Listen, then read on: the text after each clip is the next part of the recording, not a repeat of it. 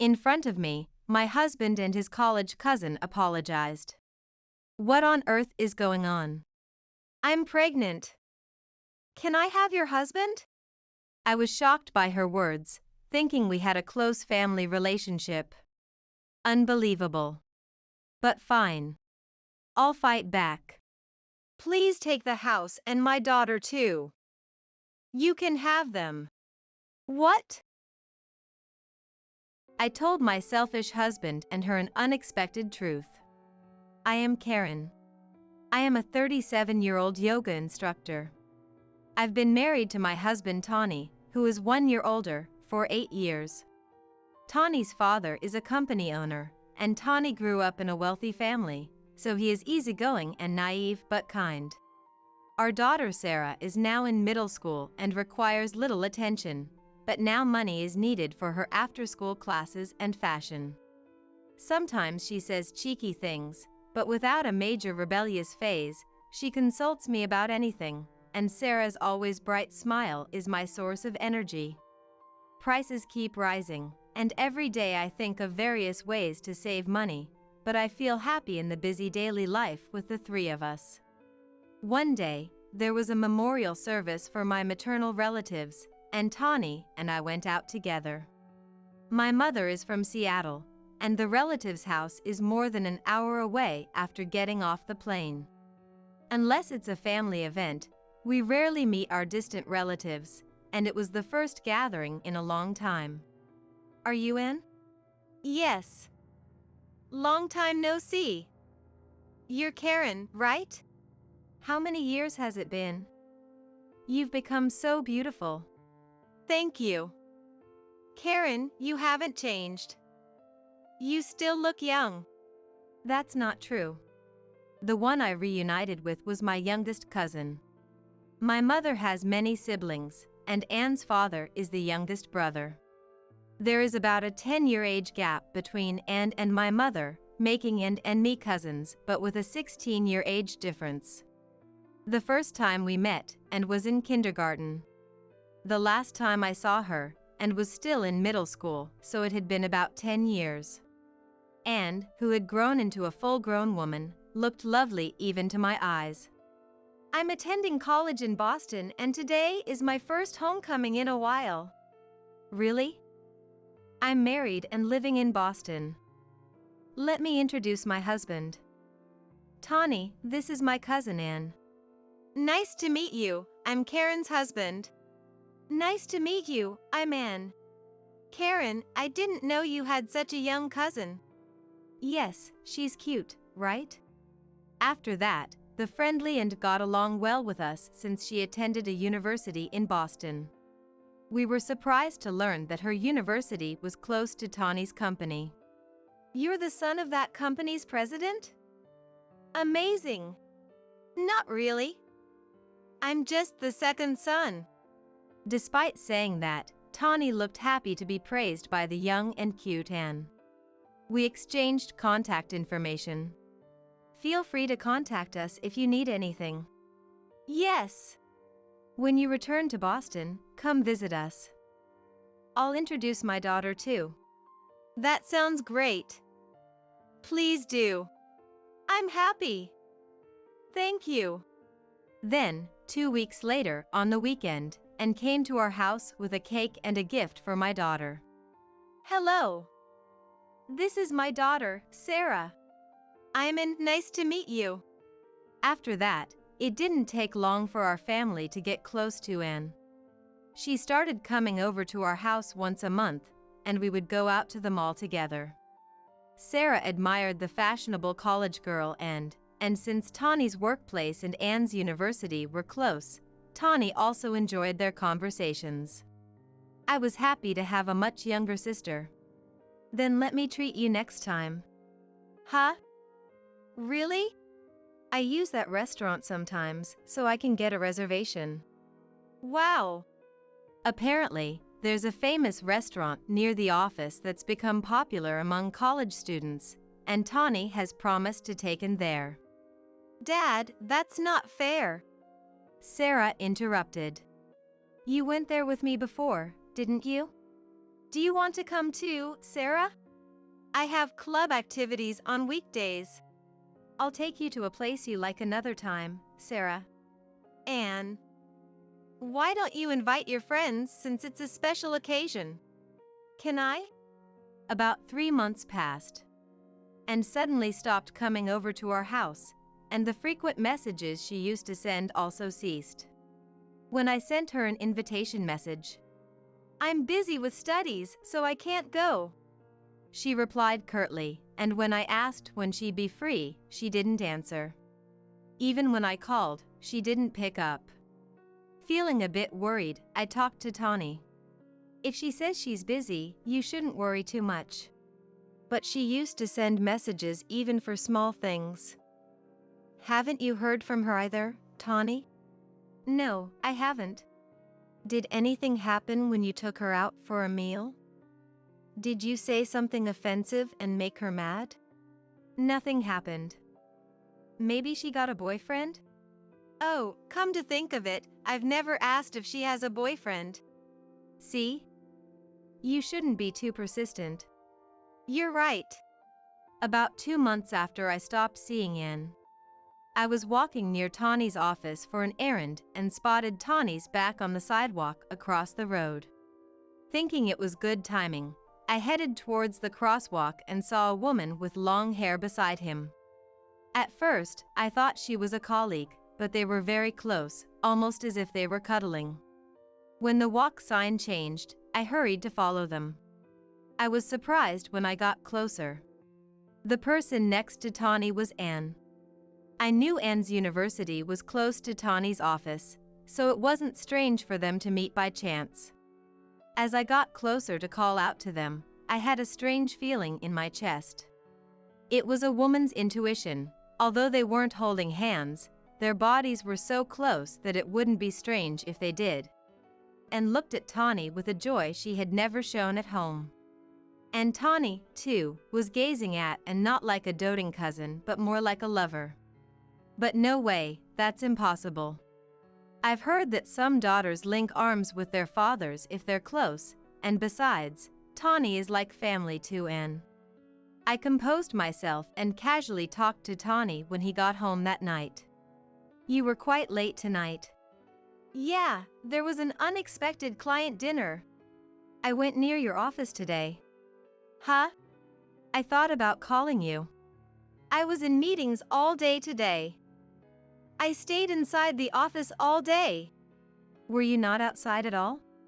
No, not once. If you were nearby, you should have told me beforehand. I would have made time. I'll do that next time. Yeah. Then we could have lunch together. He lied.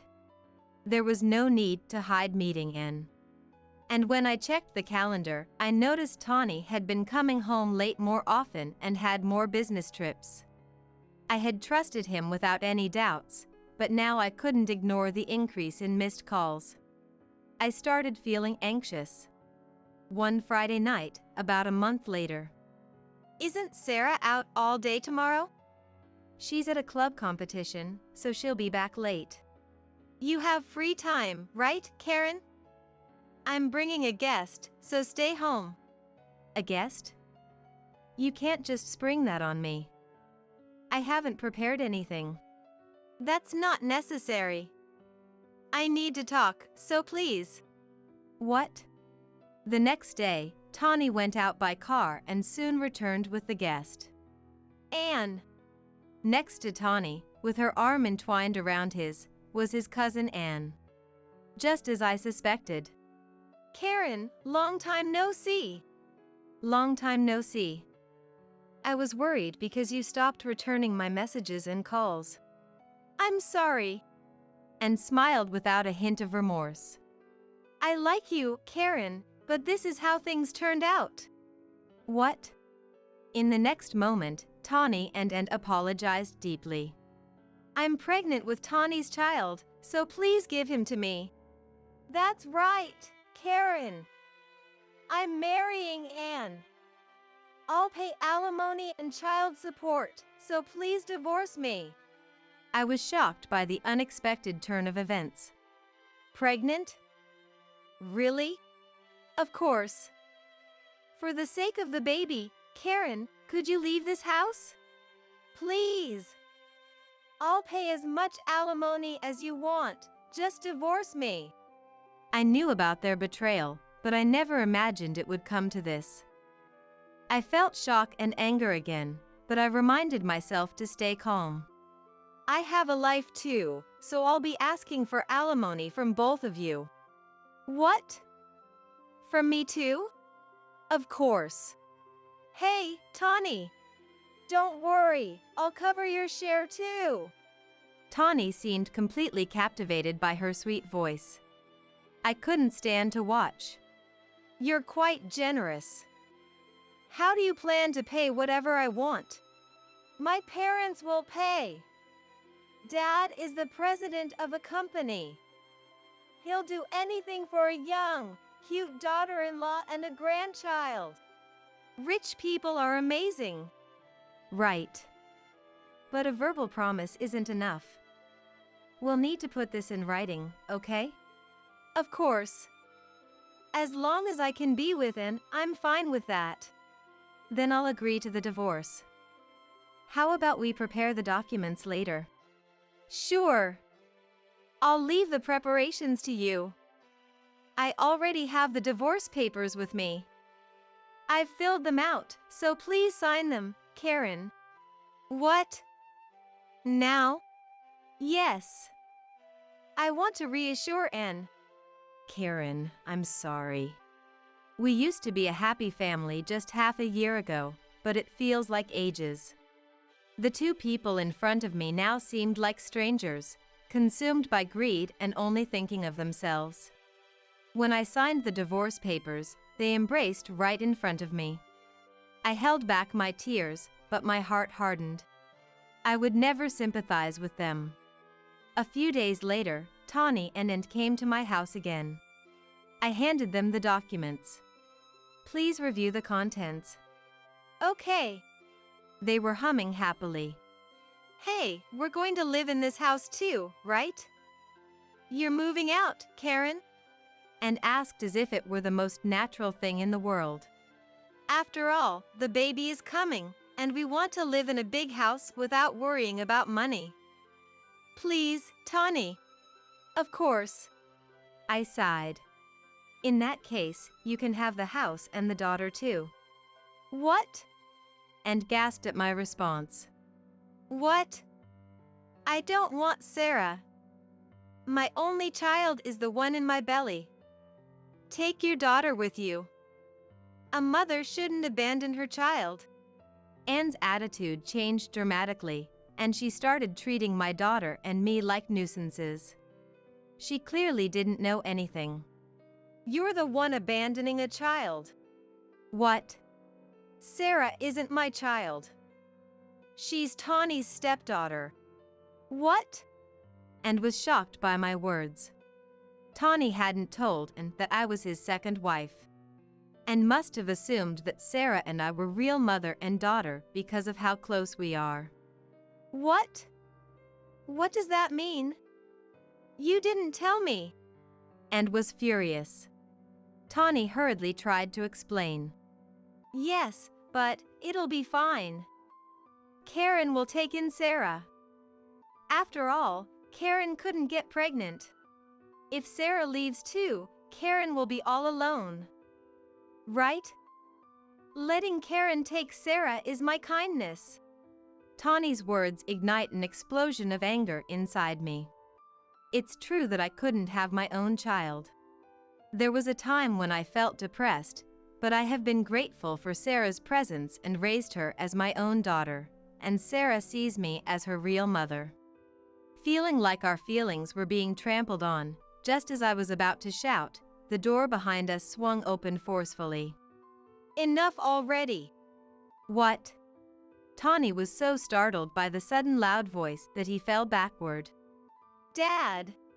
What? Emerging from the back room were Tawny's parents.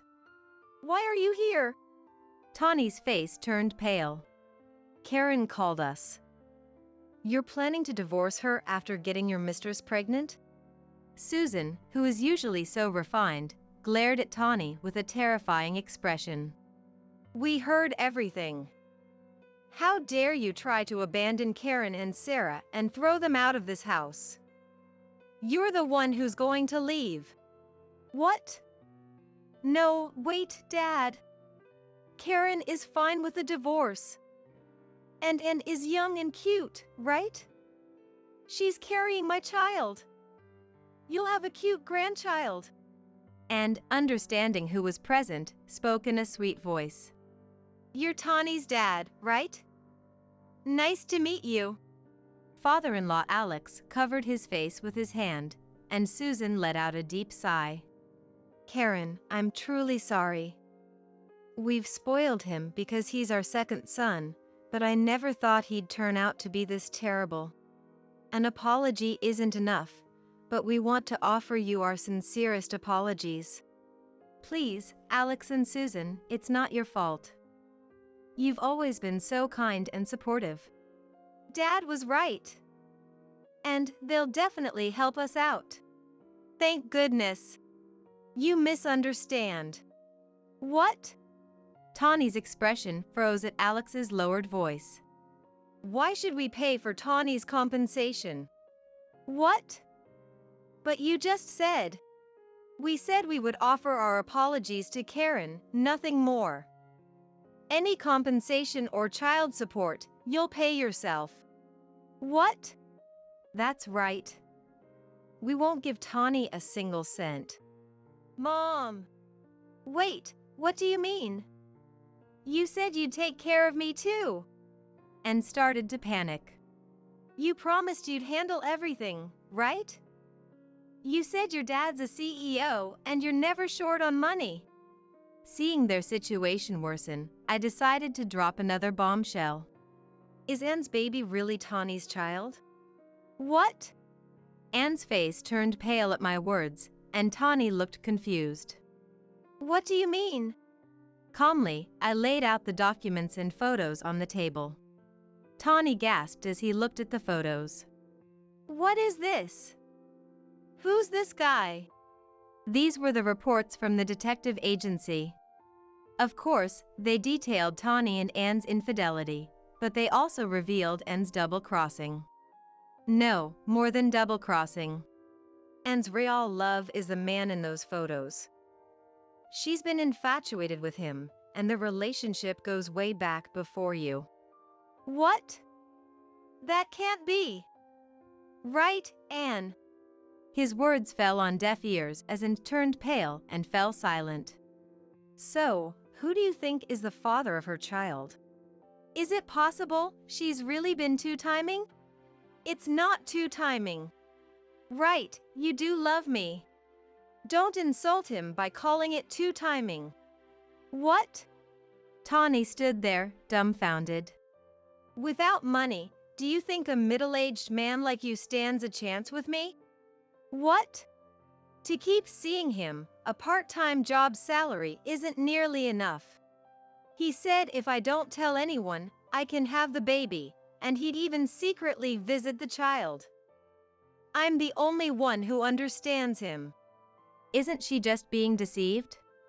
It seemed Tawny was just being used for his money after all. "Are you kidding me? That guy is the worst. How dare you say that? I won't forgive you. Apologize." "Hey! I don't care about that." "What?"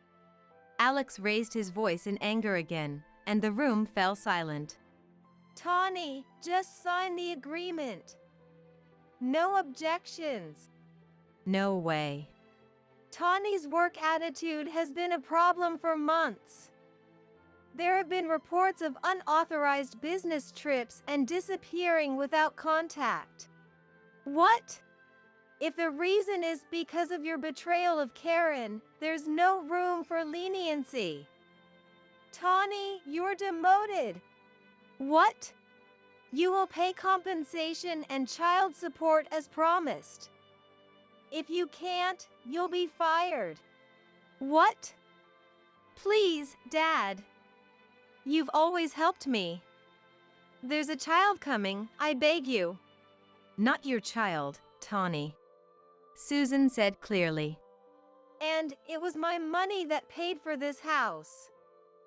I won't allow you to live here. What? Tawny was frozen by Alex's words. If you want to live here, you'll have to pay me back $500,000. But you said I didn't have to. Oh, we put money into a house for Karen and Sarah. If you're going to kick them out and live with that young woman, you'll pay it all back. Susan's words made Tawny turn pale, but he retorted as if realizing something. Karen just said she'd give me Sarah. She's heartless. I'll take care of Sarah. Right, Mom? No. Sarah is not going to you. What? I stared at him. I only said that to let and know the truth. Sarah is my daughter. What? You're just saying whatever suits you. You plan to use Sarah to get money from my parents. That's what you did, Tawny, I said firmly. I hope Alex and Susan remain important grandparents to Sarah, but I don't expect any financial help. My job is stable, and I have savings. I can live with Sarah without any problems. My job is stable, and I have savings. I can live with Sarah without any problems. But Sarah is my daughter. She should want to live with her real parent. At that moment, a small voice was heard. I want to be with Mom. Not you. What? A quiet but clear voice. Sarah? You should be at practice. Tawny looked even more shocked than when he looked at Alex and Susan. I said I wanted to be here. I'm glad I got to hear Dad's true feelings. I have no doubts now. What? I was sad that you betrayed Mom, but I still care about you, Dad. I thought maybe you got carried away by a younger woman. If you sincerely apologized and wanted to make things right, I was ready to persuade Mom. Sarah. But I was wrong. You were just using me to get money from Grandpa and Grandma. No, that's not true. I heard everything, Sarah shouted with tears in her eyes. Mom raised me as her real daughter. Even without blood ties, I feel loved. She's my real mom. Sarah. Thank you. You're my treasure. I'm sorry for putting you through this. Tears welled up in my eyes. It's okay. I don't need a dad like you anymore. Sarah, I've seen how much Karen has always loved you. Rest assured, we'll always be here for you both. Thank you, Grandma. Yes, that's right. Karen, don't hesitate to rely on us. Alex, thank you. While the four of us were hugging, tears streaming down our faces, Tawny hesitantly spoke up. Can I join? Sarah wiped her tears and looked up at Tawny. What? You're still here? What? What are you doing? Get out now. The divorce papers are ready. If there's anything else, the lawyer will handle it. With Sarah, Alex, and Susan all telling him, Tawny was left speechless. Finally, I added my own words. And take that woman with you. She's a stranger to us. Wait, please. Several months have passed since then. Tawny and apparently broke up after that huge fight.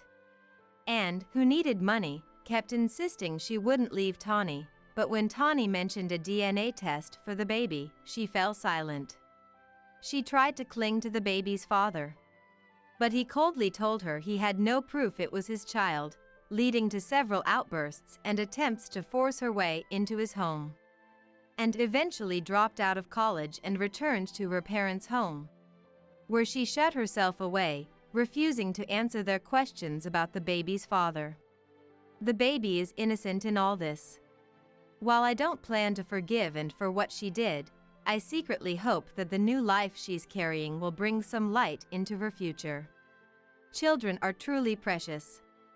After breaking up with Tawny quickly tried to reconcile with us, but both Sarah and I politely refused. He was demoted and transferred to a distant branch office, where he now works hard to cover alimony and child support. The branch manager there is Alex's brother, who knows the situation and is reportedly very strict with Tawny to help him rebuild his character. Sarah and I continue to live comfortably in our home. Sometimes Alex and Susan visit us, or we go visit them. Technically, they're no longer my parents-in-law, but they remain Sarah's beloved grandparents. Sarah has started dropping by the gym where I teach yoga. It's safer to walk home together after her club activities and my work end around the same time. Recently, she seems to have taken an interest in someone at the gym. Trainer Mark? He's super handsome, right? But he's about 10 years older than you, Sarah. Plus, he's very popular because he's so good-looking. I'm worried. It's not like that. Mark is just fun to watch because he's my favorite. Aren't there any nice boys at school? There is someone I like. What? Actually, we're dating. What? Wait a minute. Sarah, you didn't tell me that. Seeing my reaction, she laughed joyfully. It's the first time I'm telling you. Actually, he just confessed to me recently. Her shy smile made my heart melt. I moved closer and hugged her tightly. So, you have to tell me his name. Mom, it's too hot. Let go. As we playfully wrestled, I silently vowed to protect these precious moments forever. Since the old man's gone, as the eldest son, I'm pretty much the rulemaker now. Listen up, the inheritance is all ours. Mom and Nolan get nothing, so just be ready for that. Sorry about this, but Ryan would probably be happier this way. It's better for Aaron, who always put Ryan first, to inherit everything than for it to go to useless Olivia and Nolan. Aaron and his wife Grace, even as Ryan grew weaker, never came to see him, despite being asked to visit many times. And then, after the funeral, they show up, only to say unbelievable things like they're taking all the inheritance. Aaron and Grace's unbelievable behavior left Nolan, the second son, visibly upset. And rightly so. We had always strived to do everything for Ryan's sake. But Aaron and Grace never pitched in. The idea of them getting the inheritance was intolerable. Of course, we never intended to give them everything, but even a portion was too much to bear. While pondering this, Nolan opened. Listen. His mouth to speak. The words he then uttered turned Aaron and Grace's faces pale. I am Olivia, a 71-year-old housewife. I live with my husband Nolan. My husband Ryan comes from a family that owns a major corporation. As a second son, he didn't take over as CEO, but he still had substantial assets. Yet, despite his wealth, Ryan was always strict about money. He never tolerated wastefulness. In fact, he encouraged savings. We believed that having money was good, but wastefulness was not. So, we always treated money with care. Aaron and Grace, however, didn't see it our way. They were rather extravagant, often spending on unnecessary things and indulging in luxuries. It wouldn't have been an issue if they managed their finances. But after spending recklessly, we're in financial trouble. They often came to us, saying, on this day, Aaron and Grace had come to our house together. Nolan, not wanting to see them, had gone out. Again? I thought, exasperated. Ignoring our disapproval, Aaron approached Ryan. Dad, we're struggling with our finances this month. Could you help us out a bit? Ryan frowned at Nolan's words. He too was frustrated with Aaron and Grace's reckless spending. Then Grace spoke up, trying to persuade Ryan. You know, we have Colton too. He's about to enter high school. He wants to go to a prestigious private school. But private schools are expensive, right? Colton's your beloved grandson, isn't he? Maybe you could help a little?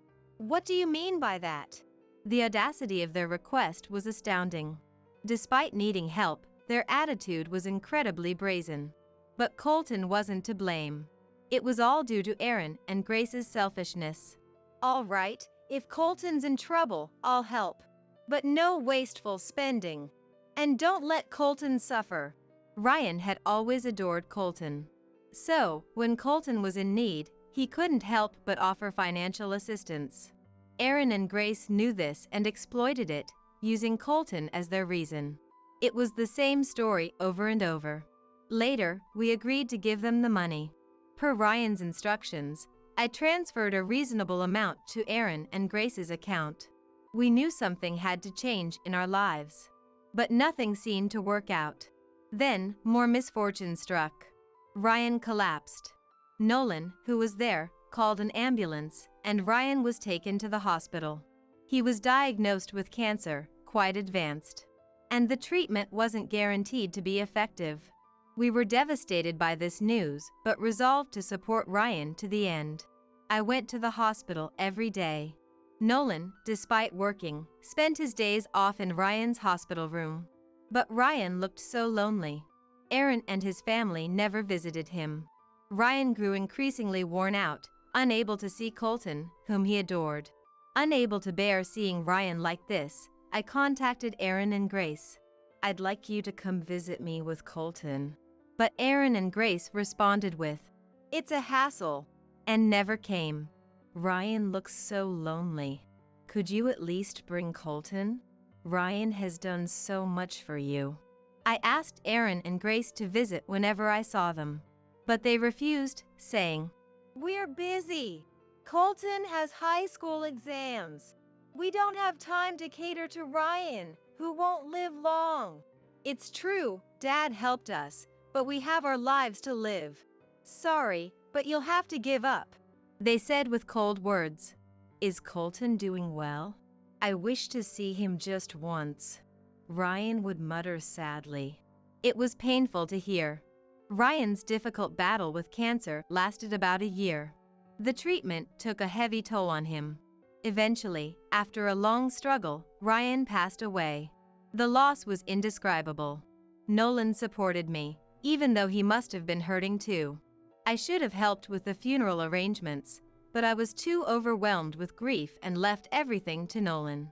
Mom, you were always by Dad's side. I wasn't able to be there because of work. Now, lean on me. Nolan's words were incredibly comforting. But Aaron and Grace never offered to help with the funeral preparations. Even when informed of Ryan's death, they didn't respond. Aaron, Ryan's own flesh and blood, was so heartless it hurt. Ryan's funeral was a quiet affair, attended only by close family and friends. Aaron and Grace didn't show up even on the day of the funeral. We were too busy to worry about them. After the funeral, carrying the flowers and sympathy cards home, Nolan and I were placing them on the altar when the doorbell rang. Who could it be at this time? We wondered, exchanging glances. The front door opened. Only a few people have keys to our house. We sighed, knowing who it was. It was Aaron and his family. Seeing Colton after such a long time felt strange. Sorry we couldn't make it to the funeral. We had a family trip planned, Aaron said, casually entering the living room. Following Aaron into the living room were Grace and Colton. Astonished by their audacity, I was even more taken aback when Aaron said something unbelievable. Now that the old man's gone, as the eldest, I'm pretty much in charge. Listen up, the entire inheritance is ours. Mom and Nolan get nothing, just so you know. What? I blurted out in disbelief. Sorry about this. But Ryan would probably be happier this way. It's better for the inheritance to go to Aaron, who always considered Ryan first, than to useless Olivia and Nolan. I was stunned by Aaron and Grace's outrageous claims. After leaving everything to us and enjoying their easy life, they now showed up to claim Ryan's inheritance. I couldn't bear the thought of even a part of the inheritance ending up in Aaron and Grace's hands. While we were struggling with this dilemma, Nolan suddenly spoke up, flipping the situation. I've been thinking, Colton doesn't really look like Aaron. Everyone, including Aaron's family and myself, was shocked by this statement. Why would he say such a thing now? There's no time for this. Nolan, what are you saying? Colton is definitely Aaron's child. He just takes after me. Grace reacted most strongly to Nolan's casual remark, her face turning pale as if a taboo subject had been broached. Why are you so flustered? I just mentioned it casually because I was curious. Also, Colton doesn't seem to resemble Grace either, or is it just me? Nolan suggested I take a closer look at Colton's face. Sure enough, he didn't seem to resemble Nolan, nor Grace. Especially since Grace claimed, "He looks like me." That statement didn't seem quite right. Aaron, apparently thinking the same, turned pale and glared at Grace. Aaron, are you accusing me of cheating? Could Colton not be my son? Aaron said, grabbing Grace by the collar. Grace frantically denied it. No, that's not true. But her denial lacked credibility. The situation was escalating, and without intervention, it could spiral out of control. Eventually, Nolan stepped in. Calm down. It'll all be clear once we do the DNA test. We decided. Grace kept arguing until the end, saying, "There's no need for that." And, doubting our parental bond? Although he was complaining about this, Aaron seemed to have a strong will and decided to take a DNA test with Colton in the near future without being swayed by Grace's words. For a few days, I had little contact with Aaron and Grace, mostly spending my time sorting through Ryan's belongings. Then, one day, the doorbell rang again. Nolan, who was with me, wondered, who could it be? As we heard the front door opening. "Mom, are you here?" Aaron asked as he entered the living room. It seemed he had come alone today. It was unusual for Aaron to visit our house by himself, so I made coffee and offered him a seat. As he sat down, Aaron, with a look of humiliation, placed a document on the table. The document Aaron placed on the table was the DNA test result. It stated that there was no paternal relationship between Colton and Aaron. In other words, Colton wasn't Aaron's child. I've been deceived by Grace. Colton must be the child of her lover. She betrayed me, Aaron exclaimed, his face turning red with anger. Certainly, cheating is wrong. And Aaron may deserve some pity for being deceived. However, I couldn't sympathize with him. We hadn't forgotten Aaron's past unreasonable behavior. Grace's betrayal didn't justify taking Aaron's side. I won't be satisfied until I've thoroughly confronted Grace. Please, help me. Your eldest son was deceived, and you must be upset too. We need to unite as a family now, Aaron pleaded, taking our hands. But I couldn't bring myself to cooperate with Aaron. My feelings were cooling even more. Seeing this, Nolan spoke up. Sorry, but I can't support you, Aaron. You betrayed Dad too. We haven't forgotten that. Aaron was one of those who abandoned Ryan. If he had supported Ryan then, maybe his loneliness could have been lessened. Thinking this, I couldn't easily forgive Aaron. That was a different time. I was trying to spend time with my family, but they are not our family anymore. Aaron pleaded desperately for our help. Despite our reluctance, we agreed to call Grace. Since the decision to do the DNA test, Grace had been taking Colton out often, rarely coming home. Grace didn't show her face even when Aaron contacted her, so I decided to contact her, using Ryan's inheritance as a pretext. I wouldn't normally do this, nor did I want to. But I did because I have a secret plan, Nolan said. Soon after, the doorbell rang. It seemed Grace and Colton had arrived. As I opened the door to let them in, Grace frowned at Aaron's jacket hanging next to the door. You didn't tell me Aaron was here. Did you deceive me, Olivia? Grace exclaimed, about to leave with Colton.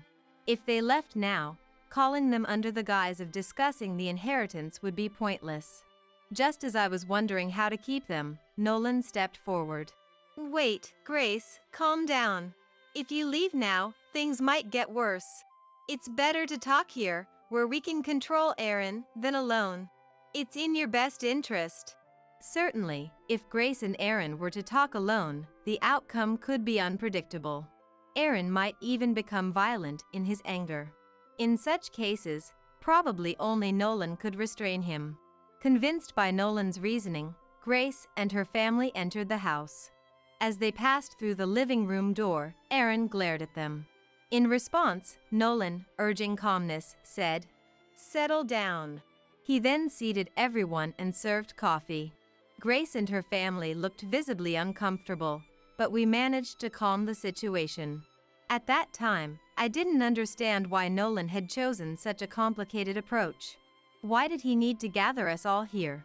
Wouldn't talking to them individually have worked? But later, thanks to a trump card Nolan revealed, I understood why he had gathered us in that place. The room fell silent. Both Aaron and Grace seemed to be gauging each other's reactions. Unable to bear the tension. "I'm so sorry," Grace suddenly apologized. "I never intended for this to happen. I was deceived too," Grace said, crying and recounting her story. Her affair had begun over a decade ago, with a colleague from her workplace at the time. She had been in a relationship with him even before meeting Aaron. However, her lover was married with children. They still loved each other, Grace claimed. They drifted apart, and that's when Grace met Aaron. Aaron fell for her at first sight and passionately confessed his feelings. Grace, whose feelings for her lover were fading, started dating Aaron and eventually married him. About a year later, Grace reconnected with her distant lover. She hadn't expected to meet him again as she had quit her job by then. Their rekindled romance led to Grace becoming enthralled once more. That's when she became pregnant with Colton. However, around the same time, her lover moved away with his family, effectively abandoning Grace. She knew it was wrong not to tell Aaron that Colton wasn't his child. But she didn't have the confidence to raise a child alone. So Grace lied that Colton was Aaron's child and continued that lie. "If he hadn't left, I would have been honest about the affair and that Colton wasn't Aaron's child.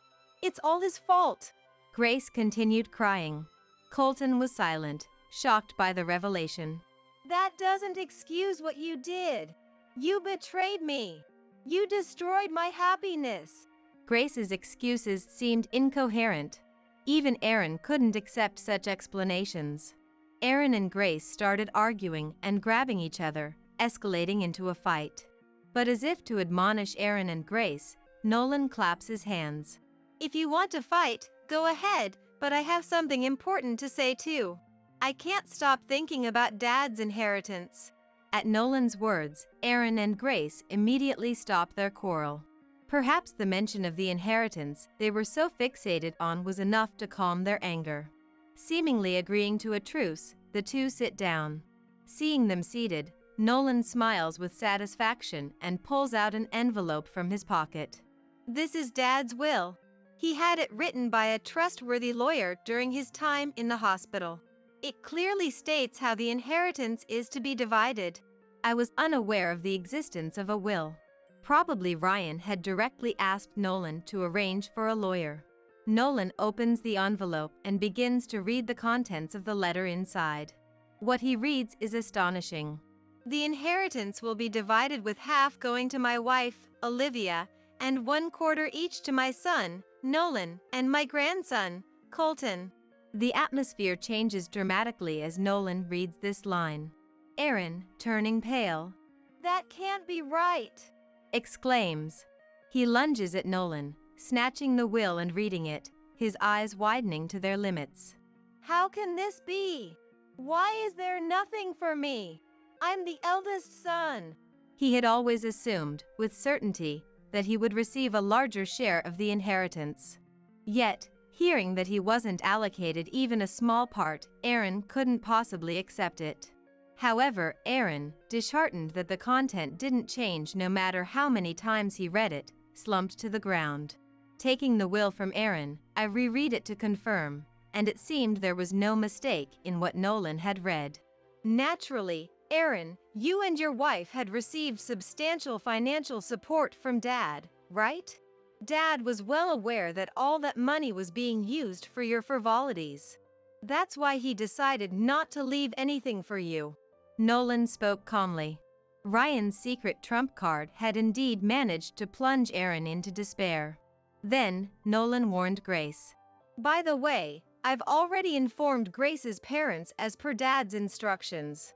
The portion of the inheritance going to Colton will be temporarily held by Grace's parents. So, it's better not to think you can misuse Colton's inheritance. How could this be? It seemed that Nolan and Ryan had carefully acted to prevent selfish wastage as before.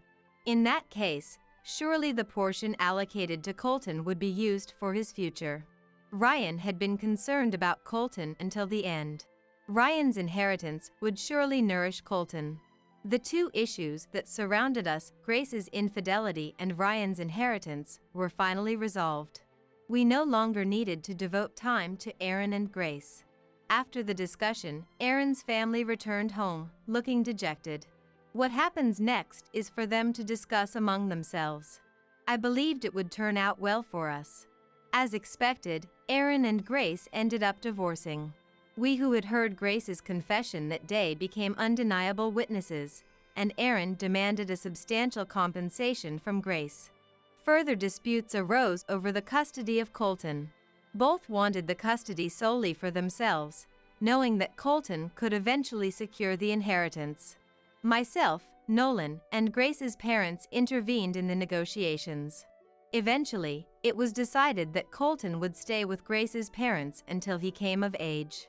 Once the divorce was finalized, Aaron started visiting our house frequently. "Let's live together," saying. Feeling unable to accept him as family after all this, we moved out, almost fleeing from Aaron. We changed our contact details, so it's unlikely that Aaron will be able to reach us. Grace, for her part, seems to be having a tough time. From what I've heard, her parents are furious over the incident. They paid the compensation, but until she repays it in full, she's not allowed to even see Colton. Meanwhile, we are living a happy life. Following Ryan's philosophy, we carefully save the inheritance we received and make sure not to squander it, even though we have money. Since then, Nolan has been working diligently and was recognized for his abilities. John, from brother-in-law, asked him, "Why don't you come to work for our company?" So, he changed jobs. Now he seems to be an executive at the company where John is the CEO. I still consider Colton my grandson despite everything that happened, so I asked Grace's parents if I could visit him. He recently got into his first choice high school, so we celebrated by going out for a delicious meal. The incident with Aaron and Grace remains a deep emotional scar, but it also taught us the importance of relationships. I will use this lesson to live my life going forward.